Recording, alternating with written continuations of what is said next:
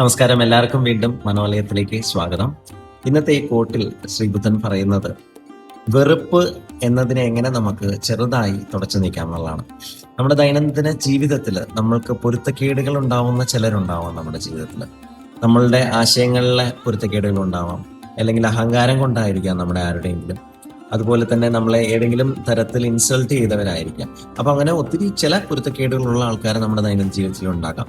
പക്ഷെ എങ്ങനെ ഈ പൊരുത്തക്കേടിനെ സൗഹൃദം കൊണ്ട് നമുക്ക് മാറ്റിയെടുക്കാം എന്നുള്ളതാണ് ഇവിടെ ബുദ്ധൻ പറയുന്നത്.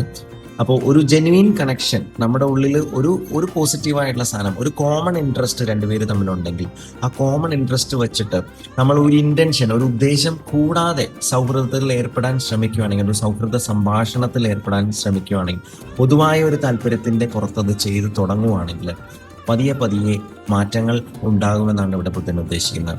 ഇവൻ A small act of friendship can create ripples of positive change എന്നാണ് പറയുന്നത്. അപ്പോൾ ഇന്ന് നമ്മളുടെ എല്ലാം ജീവിതത്തിൽ ആരെങ്കിലും ഒരാൾ നമ്മൾക്ക് അങ്ങനെ ഒരു വിദ്വേഷം ഉണ്ട് എന്ന് നമുക്ക് മനസ്സിൽ തോന്നുന്നുണ്ടെങ്കിൽ ദയവേത് അവരായിട്ട് വിളിച്ച് സംസാരിക്കുക. നമ്മൾ വേറൊന്നും ഉദ്ദേശിച്ചല്ല സംസാരിക്കേണ്ടത്, ഒരു സൗഹൃദ ബന്ധത്തിൽ ഏർപ്പെടാനുള്ള ഉദ്ദേശത്തോട് മാത്രം കമ്പാഷനോടെ, എമ്പത്തിയോടെ അവരോട് സംസാരിക്കുക. അവിടെ ഒരു പോസിറ്റീവ് ചേഞ്ച് ആ ബന്ധത്തിൽ കൊണ്ടുവരിക എന്നുള്ളത് ആണ് ഏറ്റവും മുഖ്യമായ കാര്യം. അപ്പോൾ ഇലക്ഷന്റെ ദിവസമാണ്. എല്ലാവർക്കും ഒരു ഹാപ്പി വോട്ടിംഗ് ഡേ, നല്ലൊരു ദിവസം ആശംസിച്ചു നിർത്തുന്നു. നന്ദി, നമസ്കാരം.